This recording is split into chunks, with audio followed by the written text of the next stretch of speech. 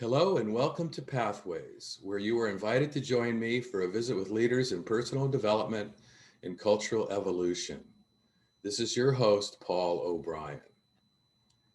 Today, we explore the question of how science and spirituality intersect. With questions like, does the physics of consciousness have you scratching your head? Are you fascinated by the mysterious power of human intention to make things happen? Today's Pathways conversation is about the breakthrough research of psychoenergetic science. And our guest is Nisha Manek, co author of the new book, Bridging Science and Spirit: The Genius of William Tiller's Physics and the Promise of Information Medicine. Nisha was born on the equator in the village of Olkalu in the Nyahuru district in the highlands of Kenya. She graduated summa cum laude from the Case Western Reserve University, after which she received her doctorate in medicine from Glasgow University School of Medicine in Scotland. She completed her fellowship in rheumatology at Stanford University Medical Center and joined the faculty there as assistant professor of medicine, at Mayo Clinic. She is an invited faculty member for the Associate Fellowship Program in Integrative Medicine at the University of Arizona. Dr. Manek has authored more than a dozen book chapters for academic medical textbooks. Hello, Nisha, and welcome to the Pathways Show. Hey, good morning, Paul. Nice to be with you. Now, coming from the field of medicine, what made you want to study physics? Yes. Well, one of the themes in this life for Nisha is to really seek the truth of what we are as humans. And science is a very powerful way to know nature, to know ourselves. And what better field than medicine, okay? But medicine has somehow locked us into just a model of chemical medicine. And so I was sort of pushing against the boundaries all the time. I knew there's much more to healing and to well being than just prescriptions. And what better way than to explore the question of energy medicine? That's how I really went into physics. Energy. What is energy? And physics was the natural science to go into that question, explore. Let's describe for our audience what your book is about, because you, Mhm. to quote you towards the end of the book, you say, "I consider this book as a work in progress, akin to a status report of where Yes. we are at in intention research and information medicine." Right, right. So the title is Bridging Science Spirit, and I am joining two towering ways of self-knowledge, science and spirit. Okay, and so humanity goes through science, its protocols, but the other part of self-knowledge is spirit, is contemplative and meditative practices, which have their own protocols and outcomes. So I'm joining them. I'm saying they're no different. They're not actually dichotomous or distinct. Each informs the other. So I'm joining them up. But the bigger mindset, you might say, is in the subtitle, the genius of William A. Tiller, who actually does join these two aspects of knowledge. And I also say information medicine. Well, what is that? I'd never heard of information medicine.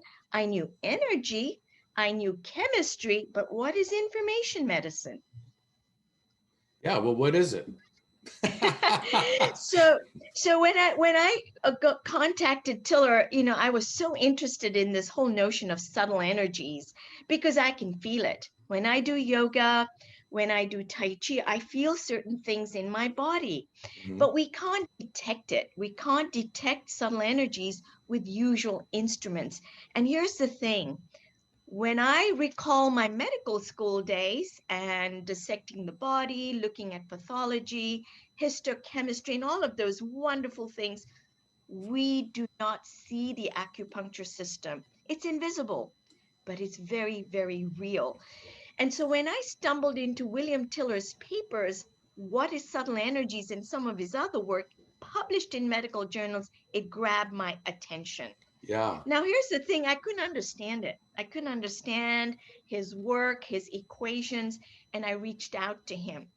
When we first met, when I finally got his attention, he said, Nisha, you know chemistry, you know energy, but what I want us to develop is information medicine. And I thought, what is that? And here it is in a nutshell. Paul, your thoughts are incredibly powerful. If you focus your thoughts into a single intention, that's even more powerful. And Tiller shows unequivocally your thoughts, your intention is a source of energy that does work. I thought, He wow, if you can link intention to energy, now we have a very powerful paradigm. and in your book you talk about several experiments whereby he demonstrates that you can actually measure the impact of intention.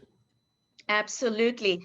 In his physics lab, he was a professor of physics at Stanford University. And Tiller is quite unusual because not only is a giant in conventional physics, mathematics and all of the wonderful scientific methods, but he was a giant in inner management. He was a meditator for years, decades. Okay. So he knew the outer methods and he knew the inner uh, disciplines, and he joined the two. And he showed that intention can change a material thing out there.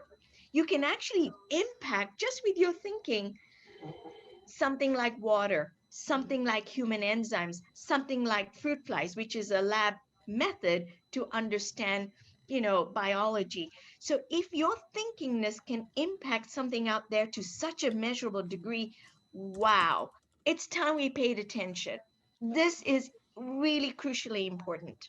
So this speaks ultimately to the power of consciousness, and Exactly. he showed that Mhm. consciousness is not localized in your brain, and that No. intention is a process of creative consciousness.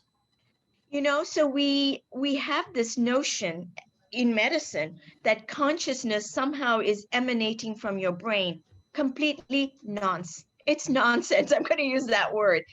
Consciousness is unbounded. It's in everywhere field phenomena. It's not locked in our brains and in our skulls. And so when Tiller told me, Nisha, your consciousness is not your brain, it was a big disruption. You have to really get your mind around this. Okay. So consciousness also is the content of consciousness is many things. It can be consciousness of love.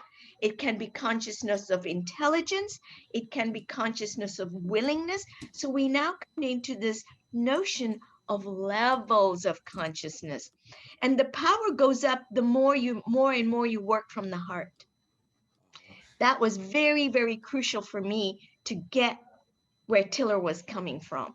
So, what's the relationship between subtle energies and consciousness? Is consciousness an expression of subtle energies? Well, subtle energies is the pathway in your body. That's what nature's gift is. It's already inbuilt into your body. That's the meridian system.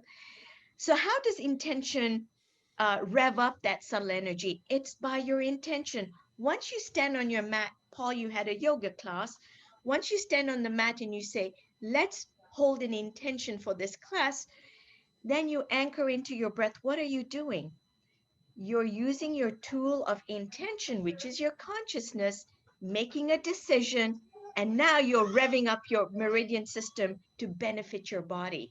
So, intention and subtle energies are linked, but your consciousness, your decision is always within your control. It is Right. your conscious mind making a stand, a singular purpose. Right. Now, in your you have these pillars in the book, the bridge Yeah. pillar, and it's divided into seven of them in the book. What does that mean, bridge pillar, and what is why did you choose a structure called that? You know, like I said, we have two major ways. of knowledge, to understand nature, which is science and spirit. The word bridge was very important to take the reader from the first pillar, which is where we are in science, how did we arrive there, giving a little nugget of the history, and then taking the reader into consciousness, where we are. And I say it's not the brain. I take them to some of the fundamentals of energy, which is thermodynamics, energy and work. Then pillar number 4 covers Tiller's experiments in his intention having an impact on materials. Then I show the impact, one of the major things he actually uncovered into why intention is so important, which is space. I showcase information medicine in pillar number 6, and then we verify Tiller's model in pillar number 7. So the reader has all of the knowledge and walks across the bridge comfortably with each knowledge. He builds that into his own consciousness and arrives at spirit. And I say it's a work in progress because everybody is at different stages. You can build on the pillars and each knowledge in your own way and know that you're on a safe bridge. It will stand the test of time. You know, it's This amazing. bridge, yes, I found the book to be an amazing summary of the history of modern science leading up to this ultimate bridge, uh, which is the intersection between science and spirituality. I learned so much from yes, reading this book.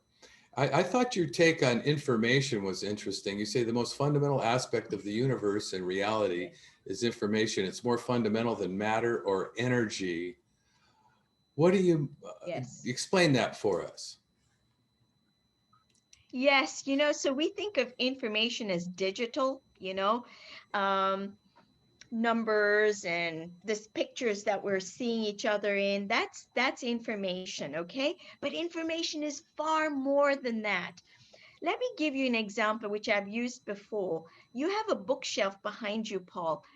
What if we tipped it over and just caused chaos in your office? Every book is on the floor, and Paul has to now use energy to put each book back on the shelf.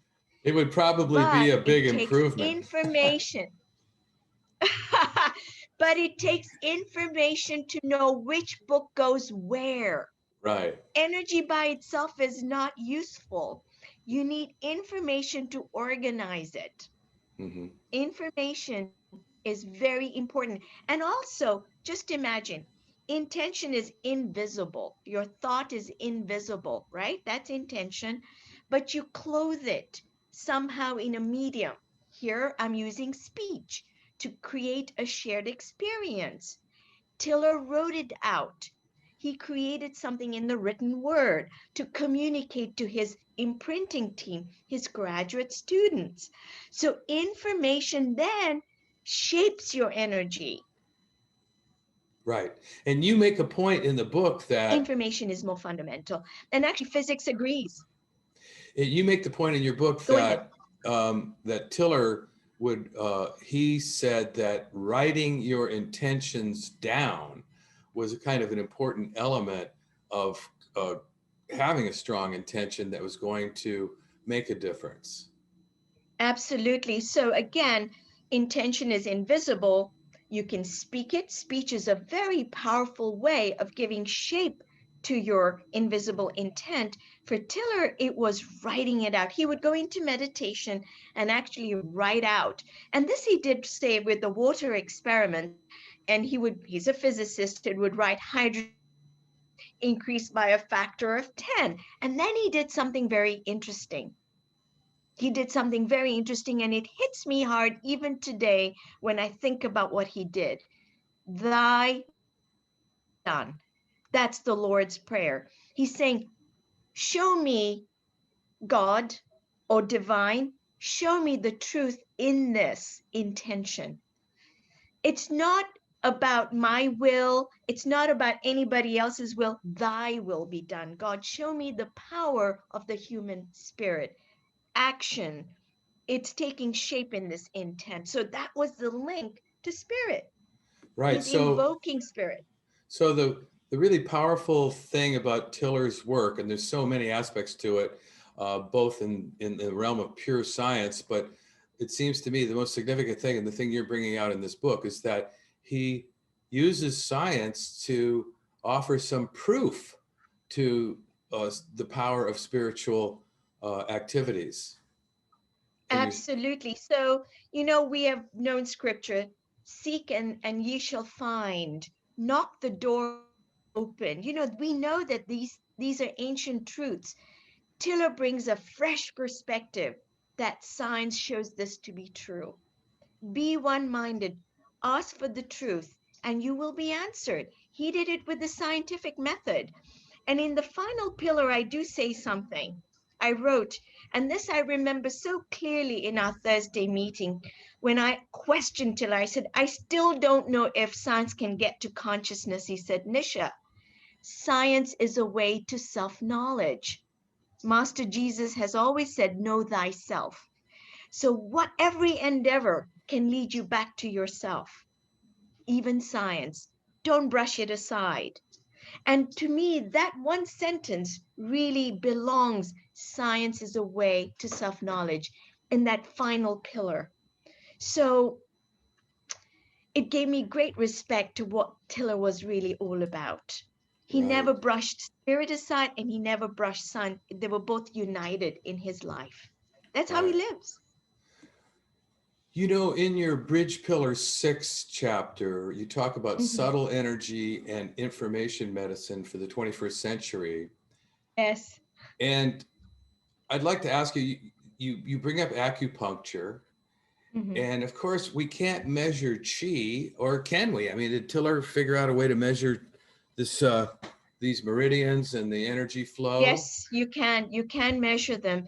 And I give the example in the very opening part of Pillar 6 about the healers. They're very talented Qigong masters. And he did some very unusual experiments in Kansas. Uh, it was with another group in Kansas. Oh, I think it was Kansas University, and he put the healer into a room, and there were probes all through their bodies, and every time they made an intention, you could actually see the equivalent electromagnetic signals out there, their tracers. But here's the thing: subtle energy is not electromagnetic. Internally, it's a magnetoelectric impulse. It's like saying, let's move this magnet, and it creates electricity outside. Okay, electromagnetism is out there, but inside of us, it's magnetoelectric. And I know I'm putting out certain definitions which will not be familiar. We're at a very early stage, but this takes us a little further ahead in the field. Our instruments are electromagnetic, not magnetoelectric. Okay, we haven't reached those detectors yet. So that's the difference. Your acupuncture system is magnetoelectric, and yes, scientists who know this mathematics can put a number on it, Okay. can measure it. Okay, the healers have great big impulses. They're able to generate huge signals. You and I, Paul, at least I should really speak for myself.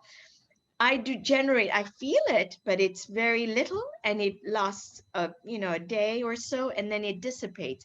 Unless you keep practicing Qigong and Tai Chi, you can really pump up that pump, that energy pump. And it's a very important practice. There was something you said in that same chapter that I found fascinating, and it's, I'll just quote you: consciousness beats lifestyle. What does that mean? Yes. So let me explain. The more you become higher in your awareness, if you move from pride to willingness to intellect to the heart, you're always increasing your levels of power. Okay, you're reaching to Christ consciousness. When you're there, you don't need to take all of these funky things and vitamins. And they're important at our level of development. So the more you are aware, that beats any lifestyle. Let me give you an example since we're in COVID-19 pandemic, right? Yes, We're please. dealing with a huge challenge. And here's what I tell people. Do the science, and here's what I give for the scientific, and I know this to be true. Take vitamin D, take 5,000 international units daily, you're going to prime your immune system. Add some zinc, 200 milligrams a day, you're going to prime your immune system. Okay, wear your mask when you're outside. This is what the science shows us. Okay, well and good. But now let's rev up the spiritual side. Let's rev up the consciousness side. So when you observe anxiety come up into your awareness, be with it. Don't brush it aside. Be with the anxiety of being infected, of your businesses, of your family. All of these anxieties are percolating. Stay with the anxiety and anchor into your breath. Breathe in, breathe out. Breathe in, breathe out slowly, and watch what happens to that discomfort. It will start to dissipate. And if it doesn't, drop your awareness into your heart. That's the heart is the finest register we have. Once you do that and stay there, the discomfort will start to go away. Now you're raising your consciousness. Okay, you're revving up your acupuncture system, and that is the juice. That energy will do everything for the science part. Okay. Okay. So, what is the alternative? What do most people do? They resist the anxiety, and Yes, how they does that? succumb to the fear. They're succumbing to the fear. Don't be fearful. Rise up your consciousness, and you have the gift of breath. You have the gift of awareness in your heart, and know that you are going into a very powerful healing system, which is your subtle energy pumps. You're going to do that naturally. Yes, do the science. Don't resist that, but bring in the spirit and bring in your conscious awareness. So, do you see this COVID pandemic as an opportunity for spiritual development? Absolutely. Hmm. For Absolutely. the reasons you just pointed out, because Yes. Yes. if we can learn to accept reality and not resist it, and not let it take over our psychic system, we're actually going to become stronger as a result of that. You see, COVID-19 is here. We're going to live with it as we've lived with many, many infections and many, many challenges. We will overcome. But as a species, Homo sapiens, we are being called to really rise in our own consciousness. We're being called to become Homo spiritus. We're becoming an awakened species. Okay. And this is an opportunity, like Tiller says, science is a way to self knowledge. COVID-19 is a way to self knowledge. We use every opportunity to let life flow. Don't resist. Let life flow through you. And Growing. it's pretty important to have a clear intention in order to evolve along this Yes. path of consciousness, of raising consciousness. So that it all gets back to the tool of intention, which is a big part of what this book is all about. Exactly. Your power of intention is your power to create. Create your reality from moment to moment. Start practicing it. Use it. It's your tool for greater being. Right. It's amazing how your book, which is basically a report on science and on Tiller's experiments, and there's so much information in your book, but it's also Yes. subtly, it's kind of a handbook for higher consciousness. Absolutely, it is. For those who are ready, they'll make the jump. And I know readers who have written to me that finally I know how all of this thing fits. It Right. was a bit here, a bit there, but now I can see and I can dive into each pillar if I want to. Because these are short nuggets. I wanted to construct the bridge. I was an engineer in that sense, and I wanted to link the ideas, 52 ideas, so that the reader can go right up to spirit. And you can go right to spirit. You don't even have to read all this other stuff if you don't want. But know that you are a spiritual being. having a physical existence, that part of you is indestructible. The physical will change, it'll adapt, it'll go through challenges, but ultimately grow in spirit. Is indestructible. And for me, that realization gives me much freedom, gives me a lot of peace. And why is that? Because you feel you have agency? Well, I know that my growth in spirit, that consciousness always is untouched. And Uh, that was my willingness to go there. And that was my biggest, I think, gift from Tiller, to yeah, be with him, to learn from him, and to know that I can use medical science, but I teach my patients this. And they come away with a greater sense of control of their own, in their own little lives, in their own homes, in their own challenges, in their own stories. They can rise. yeah. Well, I wish we had a lot more time because there's so much to explore. And it's Yes. obvious to me that you are the perfect person to write a book like this. And I want to thank you for doing it. And I want to thank you for being on the show today. Paul, it's been a pleasure to be with you. Thank you for the opportunity. And I see the Buddha behind you. And, I write about the Buddha's relics. Yeah, So, I know. That was fascinating. We could have talked about that too. There's so much more. I hope people pick up your book. And I want to be sure to yes. tell our listeners about your website, which is nishamanekmd.com. That's Yes. NISHAMANEKMD.com. And I'm sure that Yes. they could find out about your work and more about the book on your website. Yes. Thank you, Paul. And for those who may have tuned in to Pathways late today, this is your host, Paul O'Brien, author of Intuitive Intelligence, a book that shares the theme of pathways, which is personal and cultural evolution. Now, don't worry, you can play or share this interview whenever you want via the internet or as a free podcast, and I'll tell you how in a minute. Today, we've been visiting with Nisha Manek, author of Bridging Science and Spirit, The Genius of William Tiller's Physics and the Promise of Information Medicine. I want to say thank you to all of our listeners for tuning into Pathways, which is broadcast and streamed on the internet at www.kboo.fm every other Sunday morning at 8:30 USA Pacific Time. Even better, podcasts of today's show, which you can listen to and forward to others, are available for free at divination.com. That's spelled DIVI nation.com, as well as via iTunes and other free podcast servers. This is Paul O'Brien, reminding you to tell your friends about Pathways Radio and podcasts. And thanks again to Nisha Manek and to all of you listeners for tuning in and being a part of the Pathways conversation.